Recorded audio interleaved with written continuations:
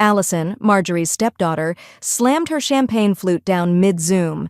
"You gave away my dad's house?" she shrieked, towels slipping from her spa-wet hair.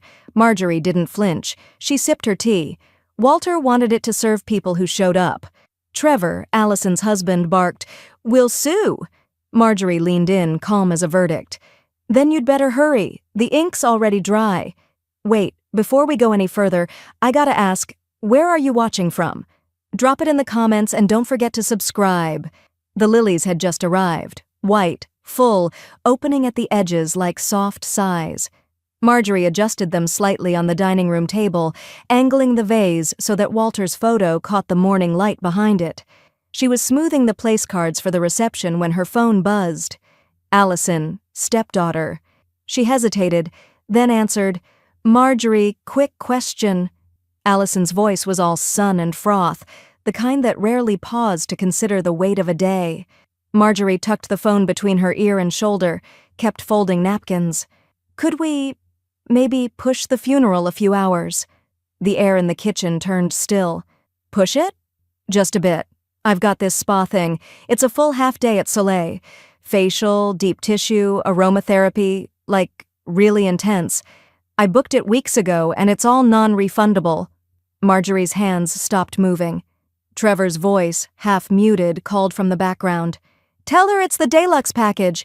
You can't just cancel that." "Right," Allison added, laughing a little. "And honestly, Dad wouldn't want us stressed, you know?"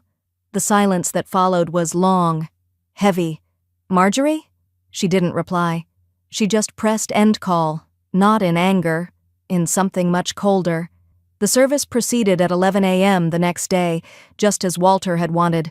No church, no fanfare, just a shaded outdoor space at the foothills and his urn resting on the oak pedestal he'd made in his garage. 12 chairs, 5 filled. Walter's best friend Joe was there, dressed in a suit 2 decades old and holding his weathered cowboy hat in his lap. 2 nurses from hospice showed up, quiet and respectful. A neighbor brought lemon bars and a single white rose, but no Allison, no Trevor.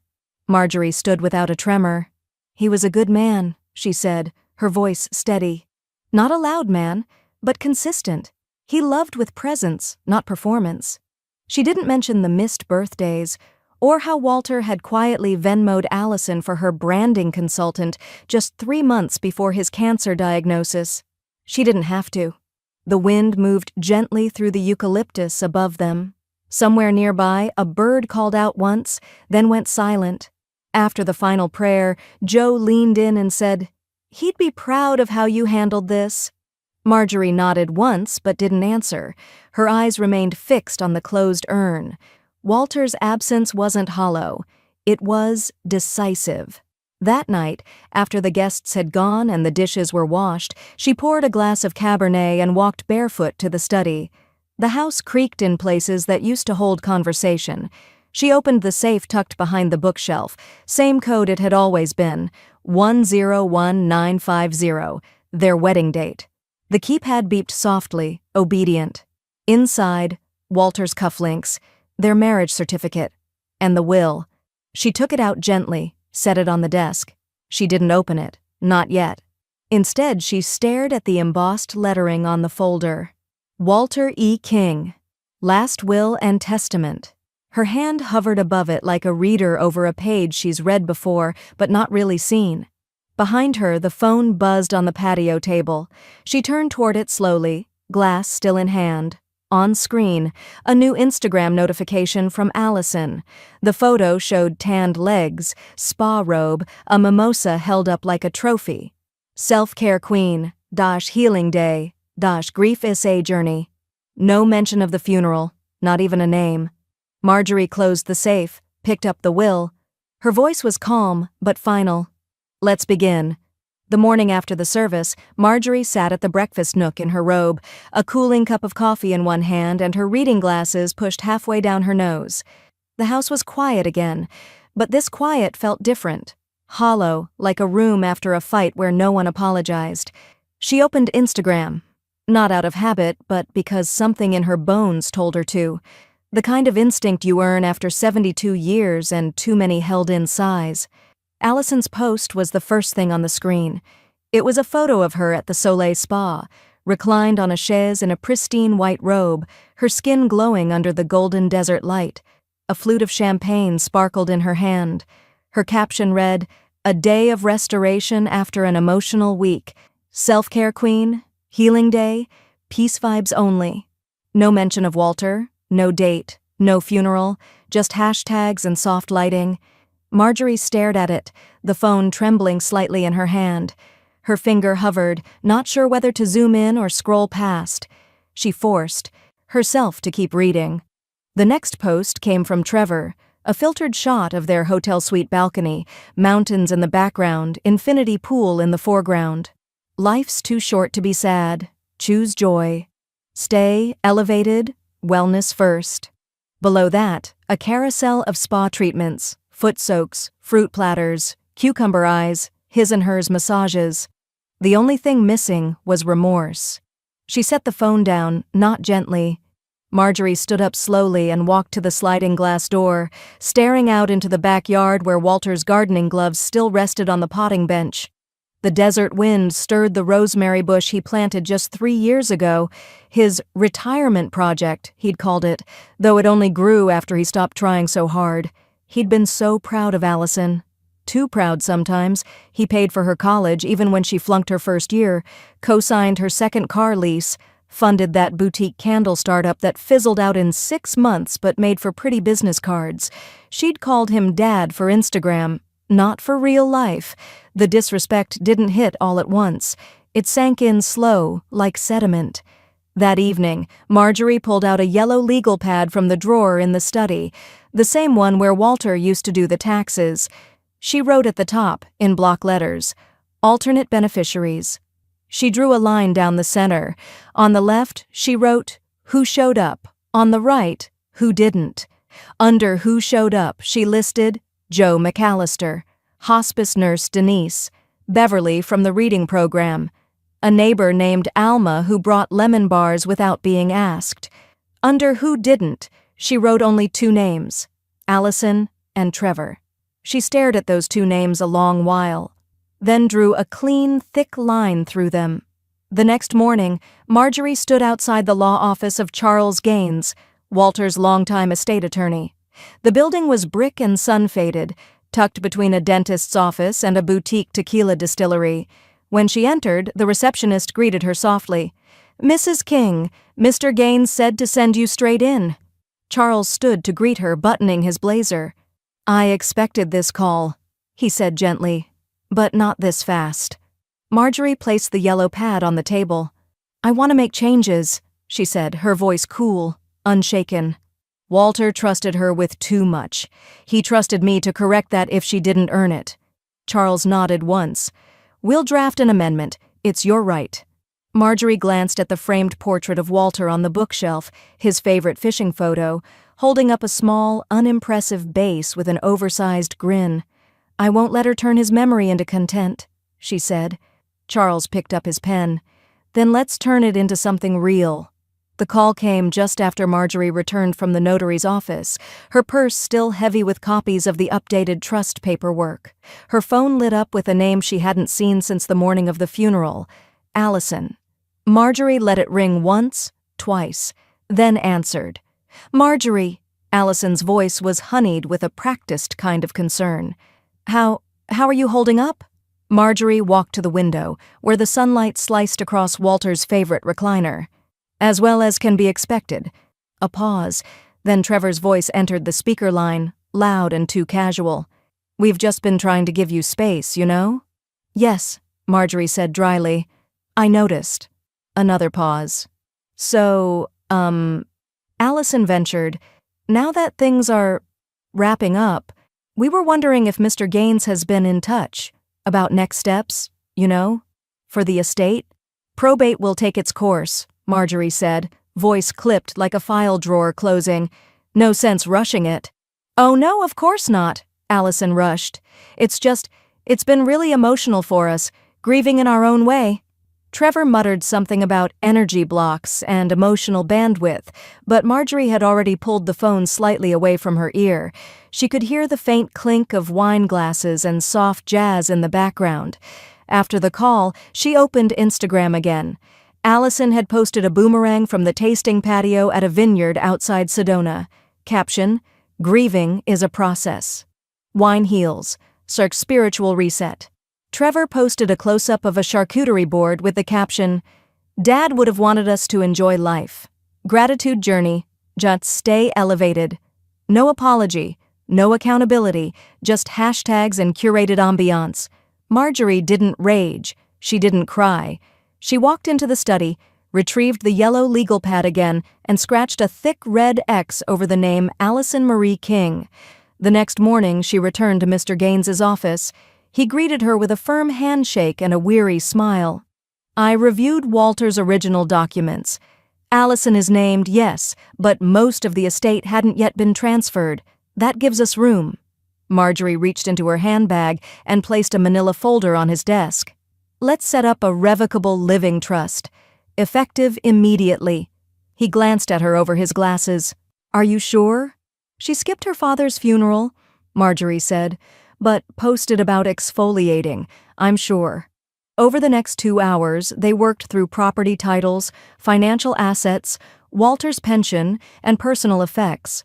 One by one, Marjorie reassigned each item with surgical precision. Some assets were moved to the trust, others were earmarked for charitable foundations or designated individuals. There were no dramatic speeches, only firm decisions. 2 days later, a floral delivery arrived on her front step, cream roses with a small card. "Sorry we couldn't be there. Walter was kind of like a dad. Allison and Trevor." Marjorie turned the card over. The signature was printed from a website, and Walter's name was spelled Walter. She stared at the arrangement for a long moment, then lifted it, carried it out to the green bin by the garage, and dropped it in without a word. That evening, she sat in her kitchen with a fresh pen and a clean copy of the trust document. Slowly, deliberately, she updated the recipient list. 3 names were added: Denise R., hospice nurse Alma B., neighbor Beverly H., reading program volunteer. Then she drew one neat line through the last entry on the original page: Allison M. King, removed at trustee's discretion. Her hand didn't shake. Marjorie pulled down the attic ladder with a quiet grunt, the soft groan of old wood echoing through the stillness of the house. Outside, Scottsdale's late sun painted long streaks across the floorboards, but up here, dust ruled, shadows and forgotten things. She hadn't touched Walter's storage corner since he passed. His labels, neat and slanted, still marked each box: camping gear, tax records 1987 to 2001, photos, Oregon. But what caught her eye was the leather suitcase wedged behind the insulation panels, familiar, scuffed, with one wheel missing. Walter had carried that thing on every road trip they ever took. She opened it slowly. The scent hit her first: cedar shavings and the soft tang of cologne that hadn't faded completely. Beneath a folded flannel shirt was an envelope, thick, yellowed at the edges, labeled in pen, "For M, if I go first." Inside were pages, some typed, others handwritten, each dated over the last 2 years. May 3rd, Allison starting another business. Holistic scented journals. I gave her $5,000. Again. She hugged me for Instagram. Not after. August 22nd.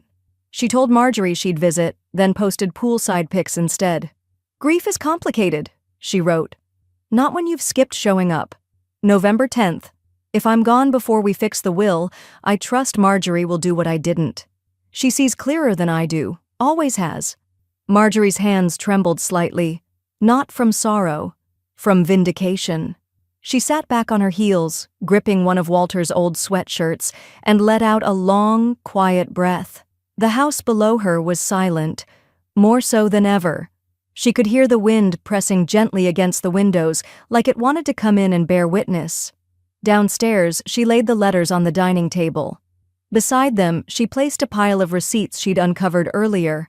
Payments Walter made to Allison: $3,200 for wellness branding, $1,450 for web design, $6,800 labeled only emergency. All paid, all forgotten, until now. She pulled out a new notebook, the kind with a hard black cover and a ribbon bookmark, and wrote at the top, "Estate Review. Truth before transfer." Then she began inventorying Walter's belongings, not with grief, but with precision. His watch collection, his antique fishing gear, the autographed Dodgers baseball he refused to let anyone touch. Each item was sorted: donate, keep, legacy display. When she reached the bookshelf in the den, she paused. Hidden behind the large print atlas was a slim blue folder titled Funeral Preferences. Marjorie. It was hers. Updated 5 years ago. She skimmed it once, then sat down and rewrote it from scratch. No memorial in some sterile hall, no flowers from people who didn't know her middle name, just a small gathering under open sky with music, not hymns, but her favorite blues vinyls. She tucked the updated version beside her estate documents, then opened her laptop. To Allison King, subject Tuesday. Message: let's talk face to face. I'd prefer in person. 10 a.m. She hesitated for only a breath before hitting send. Later that evening, while pouring herself a glass of lemon water, her phone pinged with a reply. "Can we do Zoom instead? I'll be in Sedona. Trevor got us a chakra alignment thing." Marjorie stared at the screen. The fridge hummed softly behind her. Outside, a cactus wren called once and fluttered off. She didn't sigh, didn't mutter, just smiled, tight-lipped, eyes sharp. She walked to the front hallway, placed Walter's letters into a fireproof file, and locked it. Marjorie adjusted her reading glasses and tilted the webcam. On her end, everything was crisp. Mahogany desk, porcelain teacup, a tidy legal folder arranged beside Mr. Gaines, who sat at her dining table in a navy suit. Silent, prepared. Across the connection, chaos. Allison's camera came into focus. Luxury hotel room, half-unpacked suitcase behind her, face dewy and cheeks flushed from a facial. She was wrapped in a white towel embroidered with the logo of a Sedona resort. Her champagne flute caught the sun like a prop in a commercial. Trevor leaned in from the side, shirtless, holding a phone and smirking like a man too proud of nothing. "Marge," Allison greeted, bright and breathy. "You look so serious." Mr. Gaines cleared his throat. "We appreciate you both joining us today," he said, his tone clipped but polite. "We're here to review the updated estate summary following Walter's passing." Allison waved a manicured hand dismissively. "Let's just cut to the inheritance part. We've got a sound bath in an hour." Marjorie blinked once, then reached for her tea. Earl Grey, steeped just right. She didn't speak yet. Trevor scoffed. "No offense, but we were expecting a formal process, not a kitchen Zoom with grandma vibes." "None taken," Marjorie said, her voice cool as marble. "I find formality isn't about setting, it's about substance." Mr. Gaines laid the document flat. "This is the revised summary of assets as of 2 weeks ago. The will has been adjusted, and key items moved into a charitable remainder trust. Walter's house, for instance, is no longer privately inheritable." Allison leaned forward. "Wait, what does that mean?" "It means the house is gone," Trevor said, suddenly alert. "Gone as in, Marjorie cut in gently, "permanently committed to a charitable foundation to support hospice and elder care. Walter and I discussed it before he passed." "You can't do that," Allison snapped, sitting up straighter in the towel. "I already did," Marjorie replied, sipping calmly. Trevor leaned toward the camera, voice rising. "This is retaliation. She's emotional and unstable. This is because of one spa day?" "One funeral," Marjorie corrected. "One that mattered. One your wife skipped." Allison's cheeks darkened. "You're punishing me for not canceling a facial." "No," Marjorie said, voice steady. "I'm honoring the man you chose not to show up for. Actions write legacies, not bloodlines." Mr. Gaines shuffled the papers. "All documents have been signed, witnessed, and filed. This is not only legal, it's finalized." Trevor's mouth opened, but no words came out at first. Then, "We'll challenge this." we'll go to court." Marjorie set her teacup down and met the camera dead on. "Try." The silence was thick. Even through the screen it hummed with tension. Trevor stared. Allison fidgeted, her towel slipping slightly. No one reached to stop the embarrassment. Mr. Gaines continued. "There are still modest financial provisions for Allison, but the bulk of the estate is now designated for active service organizations and scholarship funds under the Walter King Trust." Allison's voice cracked. "He would have wanted me taken care of." Marjorie's eyes softened just enough. "He did. He paid for your mistakes, again and again, but wishes evolve. So do documents." Trevor stood up abruptly, storming off-screen. A door slammed in the distance. Allison's eyes welled up, not with sorrow, but with insult. "You're going to regret this," she muttered, "when you're alone, when you need us." Marjorie gave a small, serene smile. "I've never needed what won't show up." By Wednesday morning, Marjorie's phone buzzed relentlessly. Her group text with her community center book club had lit up. "Have you seen what Allison posted?" "She tagged you, Margie. That girl needs a mirror, not a microphone." Marjorie exhaled and tapped the link. The video opened on Allison, full lashes and flawless contour, sitting in front of a ring light. Behind her, a backdrop of pink cherry blossoms and luxury candle jars. She sniffled once, dramatically. "Some people don't understand that grief looks different for everyone," she said. "Just because I didn't perform it like a Hallmark card doesn't mean I didn't love my dad. Some people are just vindictive, especially when they're old and bitter." The caption read, "Sometimes the people who raised you become strangers." Truth teller. Or generational trauma. Blocked but blessed. The comments rolled in fast. Half sympathetic. "You deserve healing, queen." "Toxic elders are real." The other half, less so. "This about the funeral you skipped for a spa day? Your dad deserved better." Sis read the room. Marjorie didn't comment. She didn't reply. She simply closed the app, set the phone face down, and slipped on her cardigan. Thursdays were for volunteering, and the children's reading hour at the Scottsdale Community Center didn't pause for social media drama. As she walked through the center's doors, the scent of glue sticks and graham crackers hit her like a warm embrace. Mrs. Delgado, the center's director, beamed. "We've got a new reader today," she said. "Miss Marjorie?" "They're excited." Marjorie nodded. "Let's do Charlotte's Web. Walter loved that one." Half an hour later, she sat in the story circle, surrounded by 6 eager faces. One boy, maybe 6, leaned his head on her knee as she read about friendship and sacrifice and small brave things. When she closed the book, he whispered, "Can you come next week too?" "I'll be here," she said, her voice steadier than it had been in days. That night, at her writing desk, she opened her leather journal. The paper was thick, cream-colored, and smelled faintly of cedar. She wrote, "Silence is not surrender. It's strategy." Her pen hovered a second longer. Then she added, "Retaliation is loud. Dignity is patient." The phone rang. She answered on the second ring. "Gaines," the familiar baritone said. "We're almost through with the filings, but they've submitted a temporary motion, some sort of undue influence nonsense." Marjorie closed her journal calmly. "Of course they did." "It won't stick," he added. "The documents are solid, but it might stall the process a few weeks." She walked to the window. Outside, the desert wind was beginning to stir, rustling the Palo Verde leaves along the garden wall. "Let them stall," she said. "It won't change the ending." There was a long pause. "You're not shaken, are you?" "I'm 72 years old, Lawrence," she replied. "I've buried a husband. I've survived a war, a pandemic, and childbirth. Do you think a petty motion from a man who yells at baristas is going to undo me?" He chuckled. "Point taken."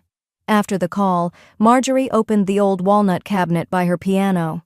Inside was a flash drive in a velvet box and an envelope labeled "Final Will, Private Version Number 2.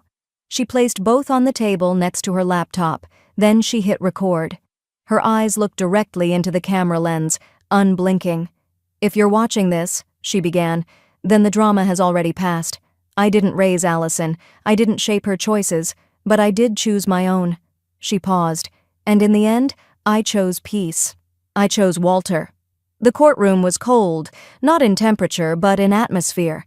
Quiet tension clung to the oak-paneled walls like humidity before a desert storm. Marjorie King walked in with a posture carved from time, pride, and endurance.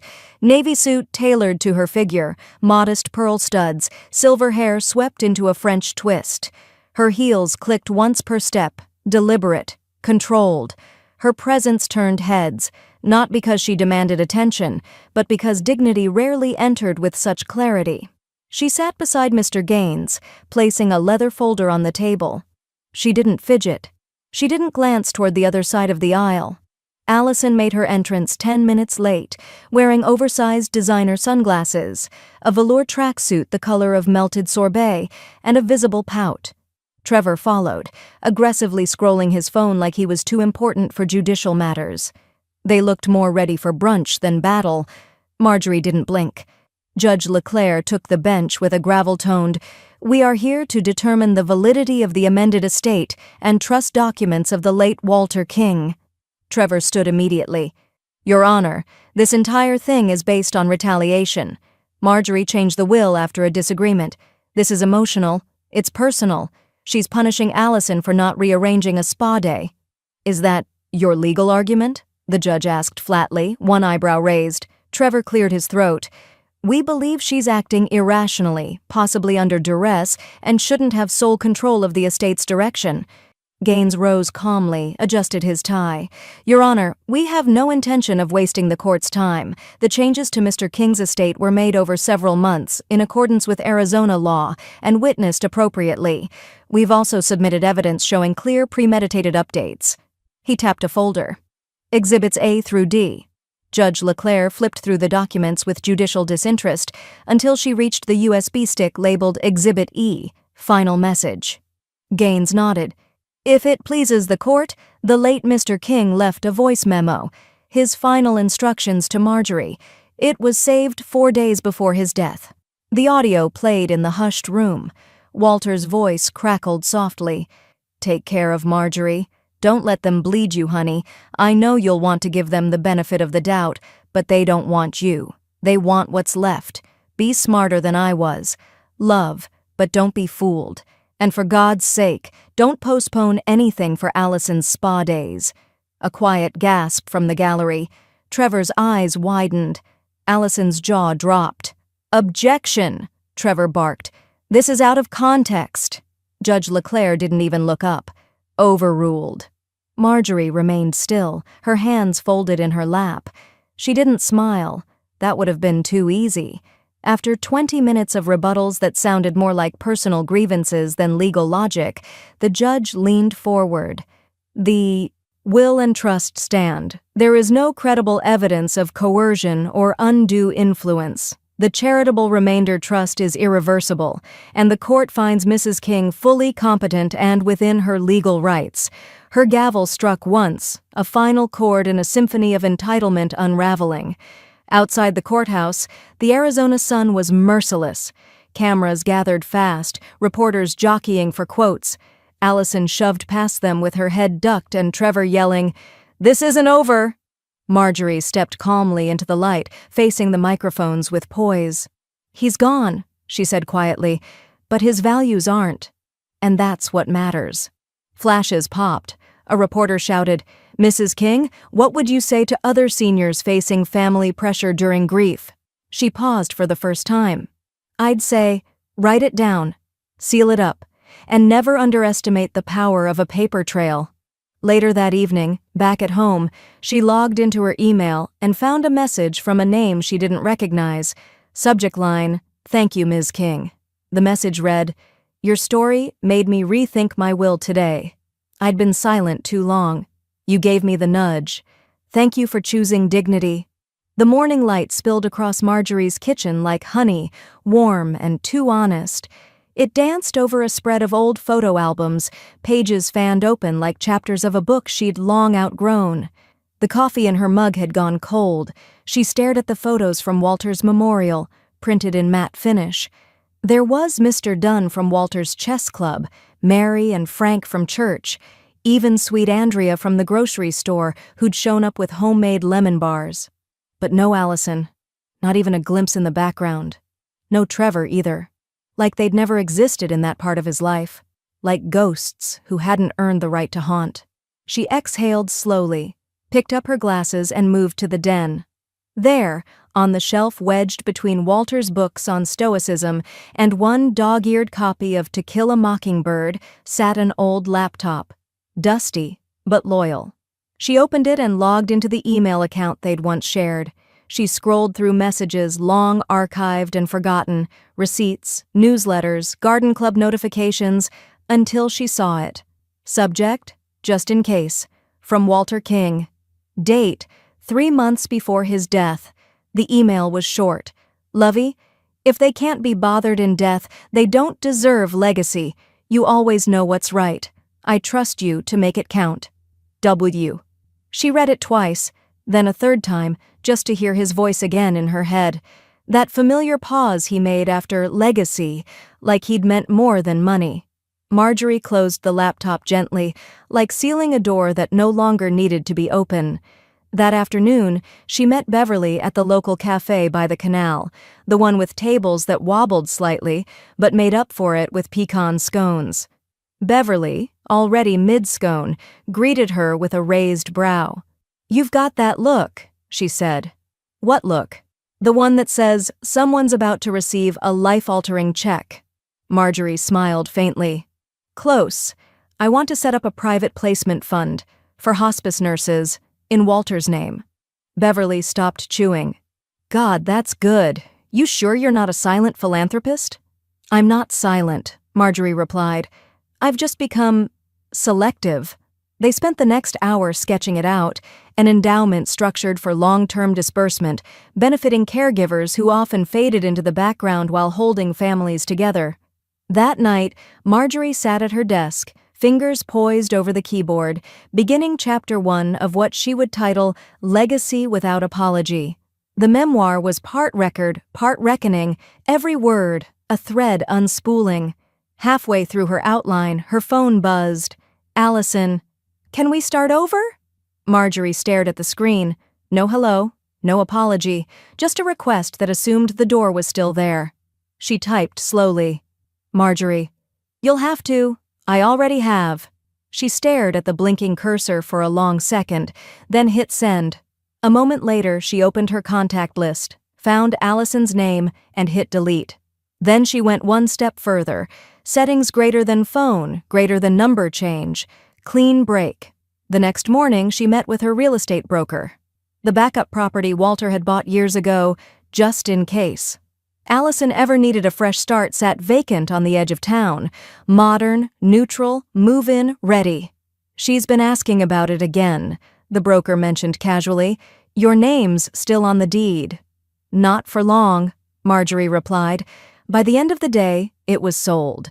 The funds, every cent, went directly into the hospice fund, now named the Walter King Compassion Grant. When the broker handed over the final papers, Marjorie didn't blink. "I hope someone deserving sleeps well there," she said. As she walked back to her car, wind lifted her scarf just enough to let her feel the chill on her collarbone. She looked up. The Arizona sky was impossibly wide, brushed with soft streaks of coral. In the quiet hum of the car, she pulled out her phone and bookmarked a florist's site. She had an idea for a new tradition. The letters were printed on linen paper, the kind that held ink like it meant something. Marjorie folded each one by hand, pressing the creases slowly. She had always believed that the way you give something is as important as what you give. There were 4 envelopes on her kitchen counter, each with a name written in her steady cursive: Denise Hanley, Beverly Lowe, Malik Thomas, Elena Cruz. She laid them side by side and took a breath that felt like closure.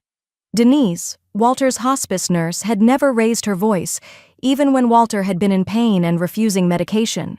She'd sat with him at 3 a.m., whispering stories about her father's garden, holding his hand until sleep softened the pain. Her letter read simply, "Denise, you brought dignity to the hardest days. You showed up. That's why you matter." Beverly's was longer, Marjorie's way of saying what had gone unspoken between them. You gave me friendship without condition, and laughter when I'd forgotten how it sounded. This legacy is part yours now. The other 2 letters went to scholarship recipients, students who had written essays for the Walter King Compassion Grant. One wanted to be a hospice social worker, the other a nurse in rural care. Both essays had made Marjorie cry, not from grief, but from the strange hope that Walter's kindness hadn't stopped breathing just because he had. She slid the letters into their envelopes, sealed each one with a gentle press, and placed them into a small box alongside a copy of the updated trust summary. Then she carried it to the post office herself, refusing to let someone else mail something this personal. The clerk, a young woman with fading purple hair and a tired smile, weighed the box and asked, "Anything fragile, perishable, or irreplaceable?" Marjorie smiled faintly. "Yes, but send it anyway." Back home, she poured a single glass of wine and opened her laptop. Her inbox was quiet, save for one message from Mr. Gaines confirming receipt of the final filings and a backup scan of the beneficiary letters for archive.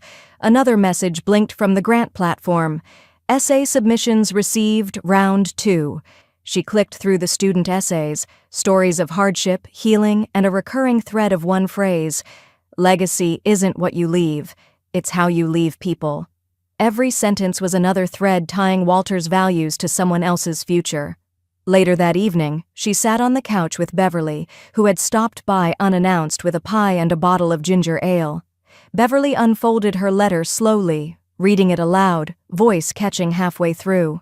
"No one's ever done this for me," she said, wiping under her glasses, "not even my own kids." Marjorie didn't reply right away. She just reached over and placed her hand on Beverly's. It was enough. Across town, unnoticed by either of them, Allison posted a story to her social media. A moody selfie, the caption reading, "Sometimes family is who you choose." No likes, no comments. Marjorie would never see it. Her new number wasn't connected to any of them anymore, but even if it had been, she wouldn't have reacted. Instead, she walked out to the back garden with her journal in hand, sat under the string lights Walter had hung for her 3 anniversaries ago, and wrote a single line: "Chosen family exists. So does chosen legacy." Then she closed the book, breathed in the scent of the rosemary bush beside her, and exhaled the past one last time. It wasn't supposed to bloom until late spring, but there it was, velvety red, defiant against the last chill of March. Marjorie stood barefoot on the back porch, coffee in hand, the morning air still wrapped in a cold that smelled faintly of soil and citrus. The rosebush shimmered with dew, its petals wide open, like something waiting to be noticed. She walked to it slowly, careful not to spill her drink. Walter had planted that bush on their 20th anniversary. It had nearly died 3 winters ago when he'd forgotten to cover it. She'd teased him about it for weeks. Now it stood taller than her knees, rich with color, thriving. There were ghosts in this garden, but not the haunting kind. Just the type that whispered through the rustle of lavender or pressed their scent into the thyme leaves when she brushed past. This was the space she and Walter had built together. It was where they fought over mulch brands, kissed over peach cobbler, sat in silence after the news of his diagnosis. Today it felt like the garden was speaking back. She knelt near the old tool shed, looking for the hand rake he always used. As she opened the drawer built into the workbench, something fluttered up and caught against her wrist, an envelope, aged brown and soft at the corners. It was addressed simply, "For M when the garden's yours." Her breath caught. Inside was a short, careful note in Walter's spidery script. "Thank you for never giving up on us. I never deserved that kind of loyalty, but you gave it anyway." Her hand went to her chest. She sat down on the cool cement floor of the shed and wept. Not the sobs of fresh grief, but the ache of remembering something fully and letting it hurt. When the tears dried, she walked back to the porch and took out her journal. The words came without effort, like the poem had been waiting behind that letter all along. She titled it, "A Better Goodbye." It spoke of roots, of grief that didn't demand permission, of love that lingered in petal and rain. It was raw, but kind, honest. Heron, she typed it later that day and made it the final page of her memoir, right after the chapter titled, "The Day I Let Go Without Losing." The page before it bore a photo, Walter in the garden, sleeves rolled, face smudged with dirt, smiling at something just out of frame, likely her. By the end of the week, she'd decided, the garden, with its raised beds and shaded benches, would become something more. With Beverly's help and a few calls to the city council, they started the paperwork to register it as a local memorial space, open to hospice families, caregivers, anyone needing a quiet place to remember or simply breathe. They named it Walter's Grove. Beverly painted a sign. A neighbor donated mulch. The first visitors arrived the day after the paper ran a short feature, "Widow Turns Grief into Legacy." Marjorie sat near the bench Walter had built, pretending to read but really watching. A hospice patient, frail, face drawn but eyes sharp, walked slowly through the rows of sage and rosemary. She paused at the small nameplate staked near the rosebush. It read, "Walter King, husband, listener, root keeper." The woman reached out, touched the plaque like it might hum, and whispered, "Thank you." Marjorie closed her book. She rose, walked to the rosebush, and answered softly, "You're welcome." It was enough. That evening, as twilight painted the sky with lavender and blue, she walked the edges of the garden.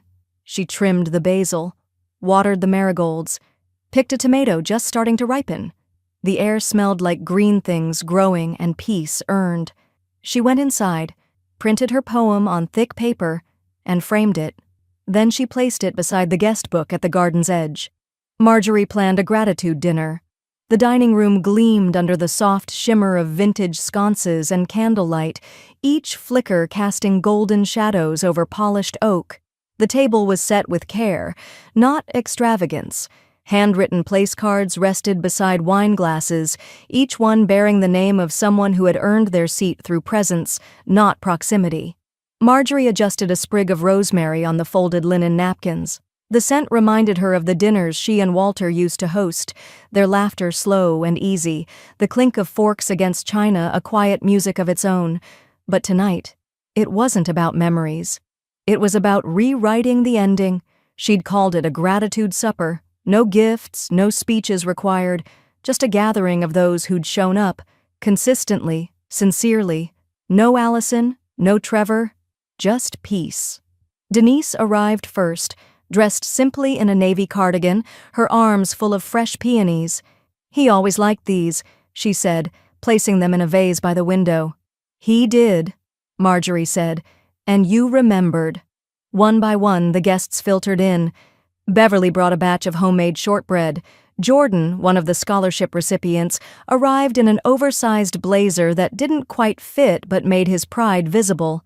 Emily, the second student, clutched her invitation like it might disappear. Dinner was warm, earthy, roasted chicken with lemon and thyme, caramelized carrots, garlic mashed potatoes, comfort, plated. The chatter started tentative but grew stronger with each course. Laughter spilled into corners of the house that had once echoed with silence. Marjorie didn't dominate the room. She floated through it, collecting small moments the way Walter once collected jazz vinyls, quietly, reverently. After dessert, Beverly stood and raised her glass. "To the woman who chose presence over performance, who honored grief without bitterness, and who gave us all something to believe in again." Glasses clinked. Marjorie didn't speak immediately. She let the silence settle like a quilt before rising. "I've been told legacy is about who you leave things to," she said slowly, voice steady. "But I've come to learn, it's really about who showed up, who stayed, who listened when no one was talking." She walked over to a small stack of cloth-bound books tied with twine, her memoir, A Better Goodbye. Each guest received a copy, and each one opened to a note tucked in the back, a folded page in Walter's familiar script. "Legacy isn't who we leave it to. It's who deserves it. If you're reading this, you do." Denise brought her hand to her mouth. Beverly whispered, "He wrote this?" "He did," Marjorie said, her voice catching just once. "Year ago, before any of this." Tears welled in Emily's eyes. Jordan blinked hard behind thick glasses. Nobody's ever said I deserved anything. Marjorie took a step closer and placed a hand on his shoulder. Then let this be the first time, not the last. The room shifted. No longer just a dinner party. It became a binding moment, a vow unspoken. In the corner, an old camera clicked. A guest had captured them all mid-laughter, mid-life. Later, while rinsing dishes in the quiet of the kitchen, Marjorie's phone buzzed on the counter. A new email subject line lit the screen. Estate Ethics Panel Invitation. We read your memoir. She dried her hands, lifted her glasses, and tapped out a reply. Only if I can bring a dozen chairs with me. The printer hummed to life like a distant whisper of reckoning. Marjorie stood barefoot in her den, morning light pouring in through gauzy curtains. She watched the machine slowly spit out a piece of paper that didn't belong in a filing cabinet, but in a frame. The email had sat in her inbox for weeks, buried beneath condolences and estate paperwork. It had come through the shared billing account Walter had once set up just for family things, and there it was. Sundara Wellness Retreat, total, $290, spa and signature facial. Date, June 14th, 11:45 a.m., the exact hour Walter's urn had been lowered into the ground. Marjorie didn't cry. She didn't shake. Instead, she pulled a silver frame from a bottom drawer, once meant for a wedding photo, and slid the receipt inside. It fit perfectly. She placed it on the shelf above her desk, next to the notarized final will and the bound copy of her memoir. The spa receipt didn't need a caption. It already told a story. A gust of air stirred the curtains. Outside, the roses bloomed heavy and low, their petals brushing the soil like they knew grief from root to thorn. Marjorie sat down and pulled out a thick piece of cream stationery from her drawer. She uncapped her fountain pen slowly, deliberately. The first line came easily. Dear Allison, I almost didn't write this. But silence, while powerful, sometimes needs a witness. She didn't mention the money, not directly. She wrote about chairs left empty, voices never heard, the sound of dirt hitting wood, and how dignity doesn't arrive late or dressed in white robes sipping cucumber water. Each word was careful, not cruel, not barbed, just final. She signed her name without flourish, folded the page, slipped it into an envelope, and without hesitation wrote in bold black marker, "Unsent Truths." She opened the bottom drawer of her filing cabinet, tucked the letter inside, and locked it with a soft metallic click. That drawer now held things that no longer deserved light. Spa receipts, empty apology cards, copies of Allison's social media posts captioned, "Self-care isn't selfish." She turned off the lamp on her desk and exhaled. For the first time in weeks, she didn't feel like she was holding her breath inside her own home.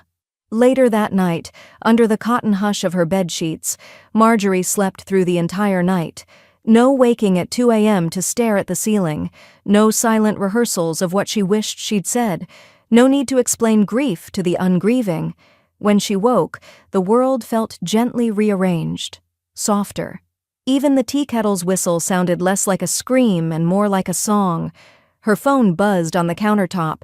Beverly, as usual, texted early. "Want to walk tomorrow? Just us." Marjorie smiled, her thumbs dancing with calm conviction. Let's walk like we own the street. She put the phone down and opened her laptop to check a few emails, one of them from a publishing house assistant who'd read her memoir. Subject, co-authorship inquiry, ethical estate planning series. Message, we're launching a senior-focused series on legacy and legal empowerment. We'd love your voice. Would you consider co-writing a book with us? Marjorie stared at the screen, not in disbelief, but in recognition. This, too, was legacy, not the marble plaque or courtroom win, but this quiet ripple that moved from page to page, hand to hand. She reached for her calendar, flipped past Allison's birthday with no hesitation, and circled next Thursday in blue ink. Say yes to the things that return the favor, she whispered to herself. And this time, she did. The sky over Oregon wasn't dramatic that morning. It was clean. crisp blue stretching across ridgelines like pressed linen, soft mist retreating from the trail's edge as if it, too, understood boundaries. Marjorie stood at the base of the mountain path, one hand gripping the urn, the other tucked inside the pocket of her fleece-lined jacket. The trailhead sign was weather-worn, its paint chipped, but she'd recognize it anywhere. "This is it," she murmured. "No cameras. No hashtags. Just us. Walt." Her boots crunched the gravel as she climbed.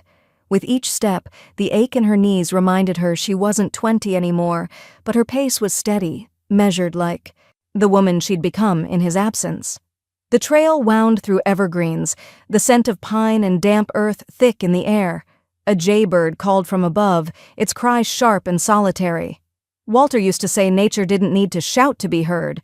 It just needed you to shut up and listen. After 40 minutes, she reached the overlook. The valley opened beneath her like an unwritten page, layers of green and gold falling into one another, the Pacific wind combing through the treetops. The spot had always been their favorite. They'd sat here once eating peanut butter sandwiches, Walter laughing about how no mountain view could outshine her glare when he left the car keys behind. Now she knelt on the edge of the bluff, unlatched the urn, and paused. "Everyone thinks you were the quiet one," she whispered, unscrewing the lid. "But I remember what you said to me that night in hospice. Don't let them dilute you." "I didn't, Walt. I didn't flinch." She tilted the urn. Ash, soft and gray, spiraled into the wind like silk unraveling. Some caught on her sleeve, some scattered instantly. She didn't cry. Not yet. Instead, she watched until the last trace vanished into the sky. From her pocket, she took out a tiny camera. One click, a single photo. The view, the shadow of her hand holding the urn and nothing else. It was for her locket, not for sharing, not for memory hunters who hadn't shown up when it mattered. Back at the lodge that evening, she sat by the window printing the photo. She trimmed the edges neatly and slid it into her locket, next to a faded photo of Walter in a flannel shirt and hiking boots. Together again. Silently. Simply. Without audience. When she returned home to Scottsdale, the Arizona heat hit like a slap, but her heart didn't tighten this time. The grief didn't choke her. It stepped aside, respectfully. That week, she spent every afternoon creating the photo book. Pages of smiles, of gardens, of moments that would have gone undocumented if she'd waited for others to appreciate them. She titled it in bold serif, "We Showed Up." The cover image? Walter's hiking boots and hers side by side on the porch the morning after their first Oregon trip. He had insisted on photographing their shoes, saying, "People always take pictures of faces, but it's the feet that tell you who walked the journey." She closed the finished book, tied a red ribbon around it, and slid it into a padded envelope. On the front, she wrote in her careful script, "To the Walter Hospice Foundation. May these steps carry more than one story." At the mailbox, she hesitated for a second, then, with calm hands, dropped it in. Behind her, a hummingbird darted between blossoms, fast, bright, gone. But she didn't need to chase it. She'd already arrived. Marjorie stared at the blank page on her laptop. The cursor blinked like a heartbeat, steady, expectant. She'd already titled it, "Legacy Without Guilt. A Companion for Women Who Chose Peace Over Pleasing." She inhaled slowly, fingers hovering over the keys. The smell of fresh rosemary drifted in through the open window. Outside, Max, the hospice nurse's terrier, barked at a butterfly. Somewhere in the distance, a wind chime rang, soft and clear. Her first line came not from thought, but memory. "You are not selfish for protecting what you've built." Writing the workbook didn't come with fanfare or deadlines. It came with mornings on the porch, tea steeped strong and pages printed warm. Every chapter held a part of her story, yes, but more importantly, it held the questions she wished someone had asked her. How do you know when to rewrite a will? What does boundary setting look like in grief? Is it love if it's only inherited? She included exercises, spaces for women to list who showed up and who didn't, prompts that asked, what part of your legacy must go with you and what part must stay for others? She never named Allison, not once. The point wasn't vengeance anymore. It was clarity. 2 weeks after uploading a draft, an editor from a local publishing imprint called, "We think there's something powerful here, accessible, honest."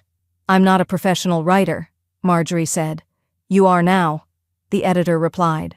The same month, a documentary crew, filming a segment for Planned Grace, a hospice legacy series, invited her to speak.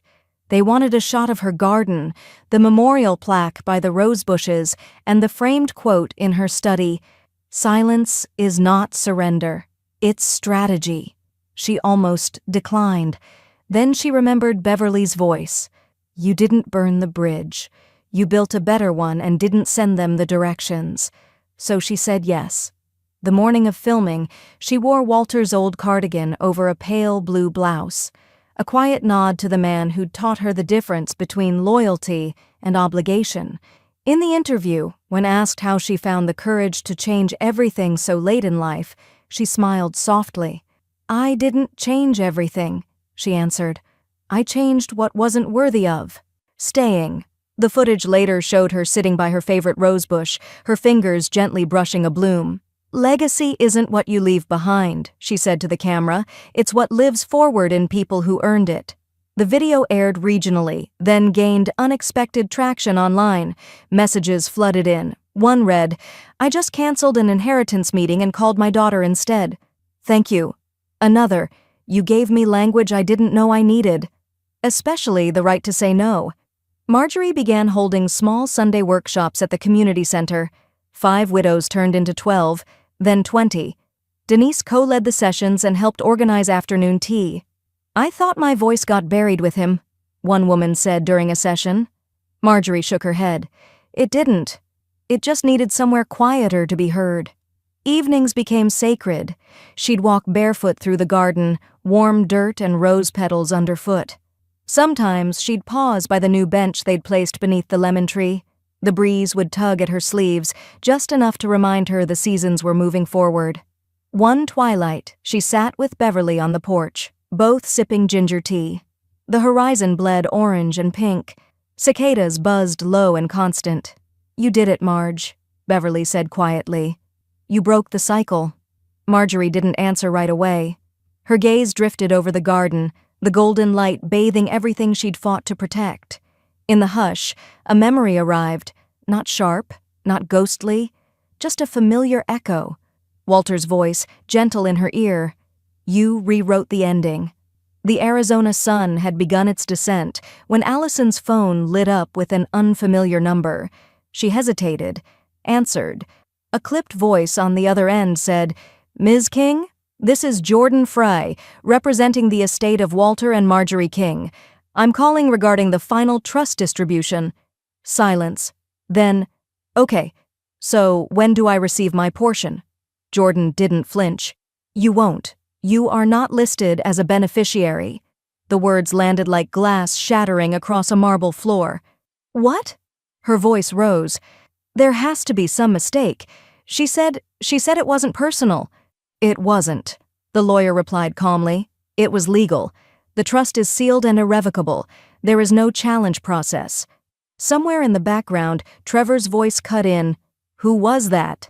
But Allison had already turned the phone over on the granite countertop, screened down like a funeral lid. She sat there in her designer kitchen, framed by muted beige tones and Art Deco lighting.